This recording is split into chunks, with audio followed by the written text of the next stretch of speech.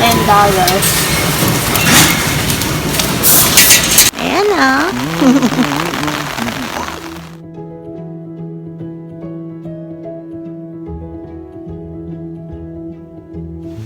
Good morning.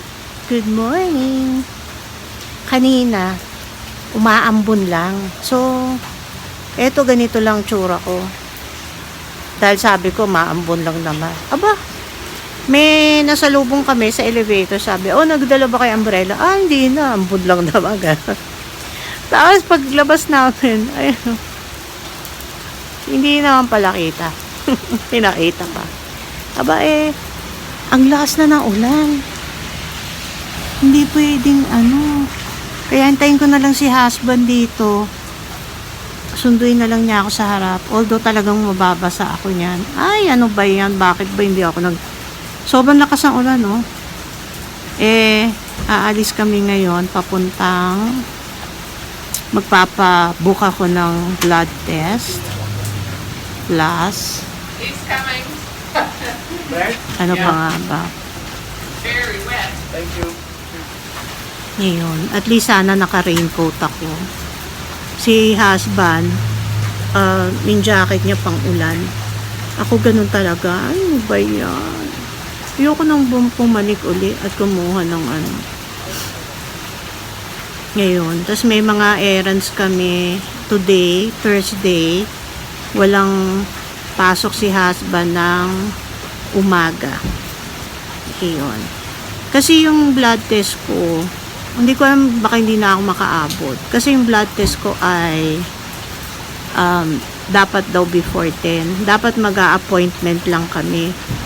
Kaso sabi ni husband, baka daw pwede na akong i-blood test ngayon. Ayun. Ay, kausap ko si mami kahapon sa Philippines. Happy siya. Walang sumpong.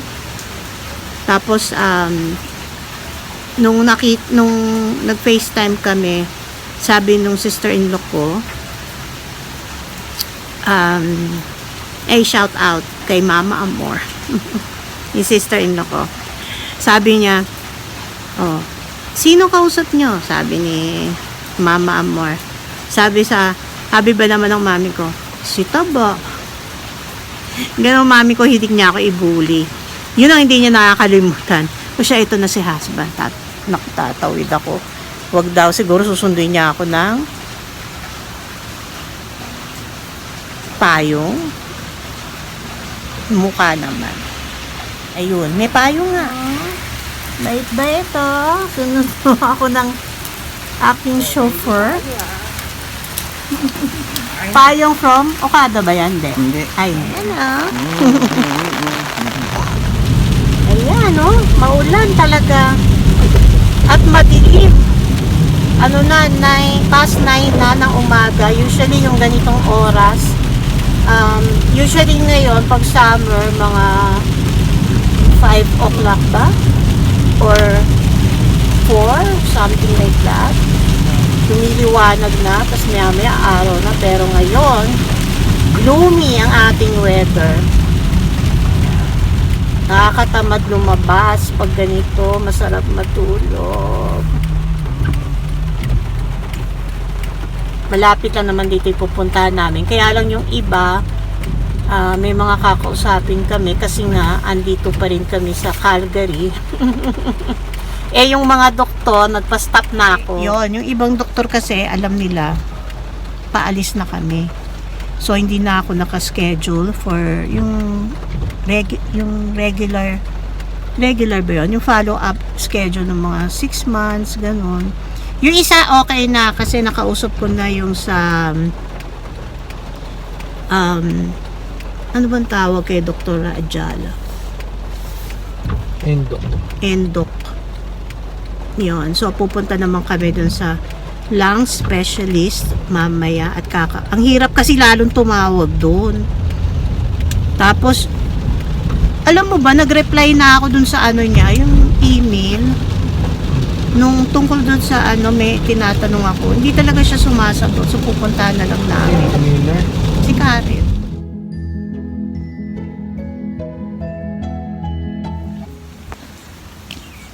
Tapos na sa blood test, napaano na ako, na isingit na ako. Hindi mo ako naisingit, pero umokay naman.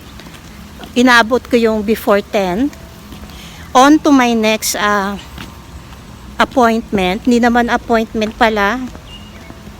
Yung sa lung specialist ko, kakausapin ko yung secretary. Okay, dito na ako.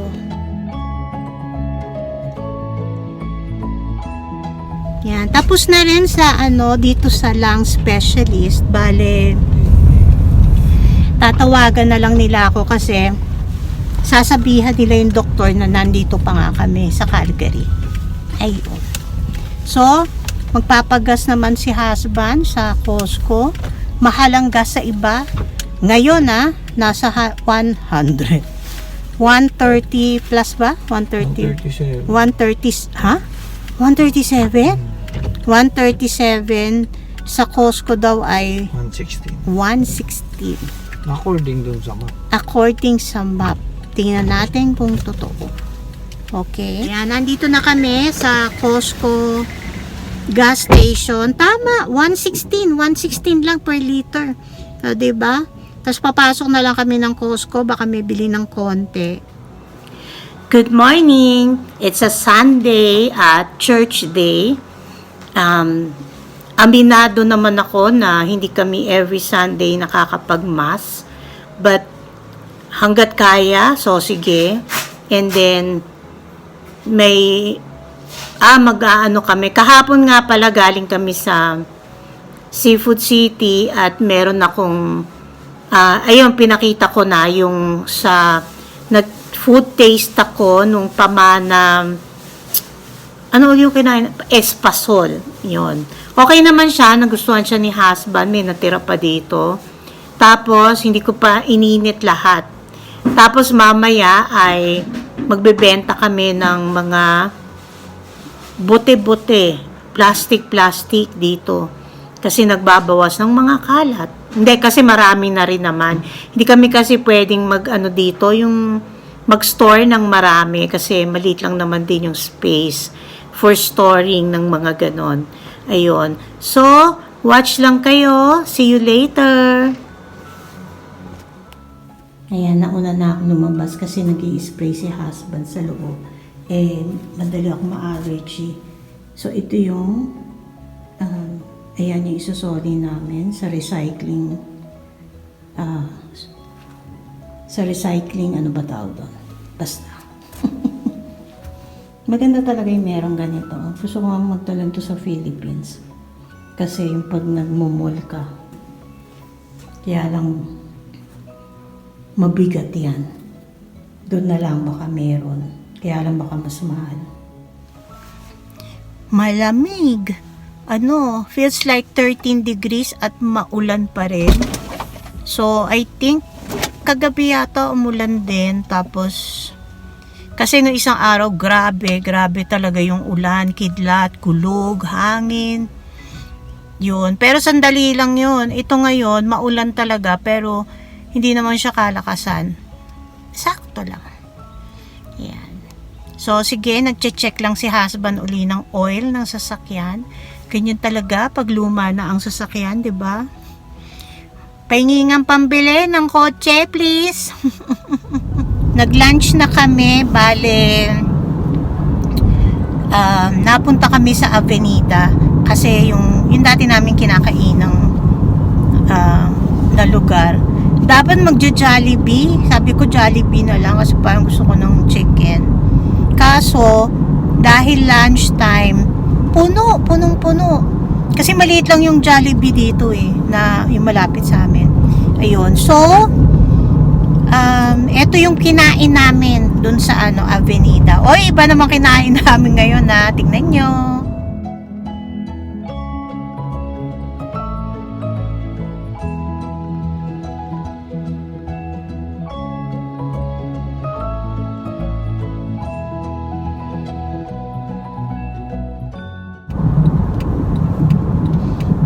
Yun. So, mas mahal ang kinain namin kaysa kung nag-Jollibee kami. Pero may take out pa ako nung pho. So, ngayon, kami naman ay magsusoli ng mga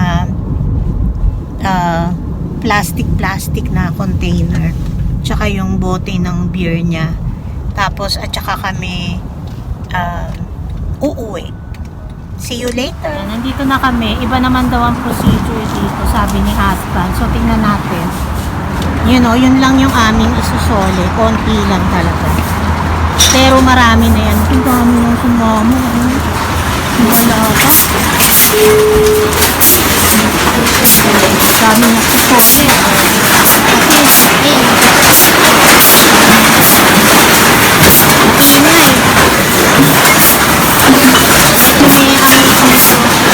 Ano na yun?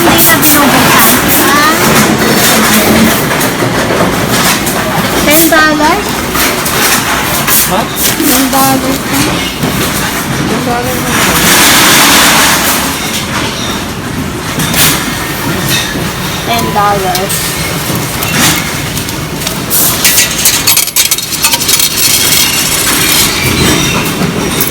Hanggang pa. Ayan, na-tsempuhan namin, oh. Wala ang ganong tao dito sa Krispy Kreme. Nag-iisa lang to sa Calgary. So, nakita namin sa loob, di masyadong maraming tao. Kaya pupunta na lang kami dito.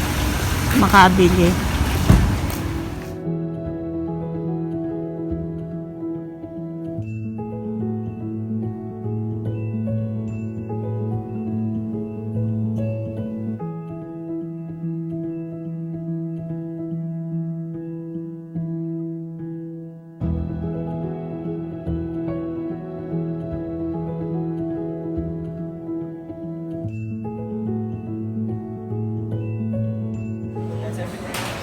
Just one coffee, right?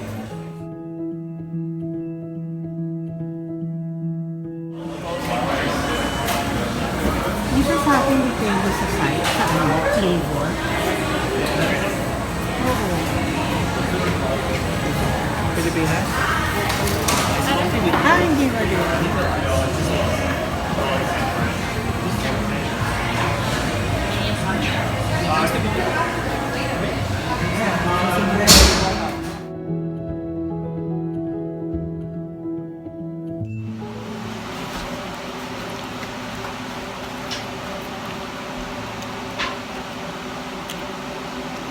Sarap. Sugar race.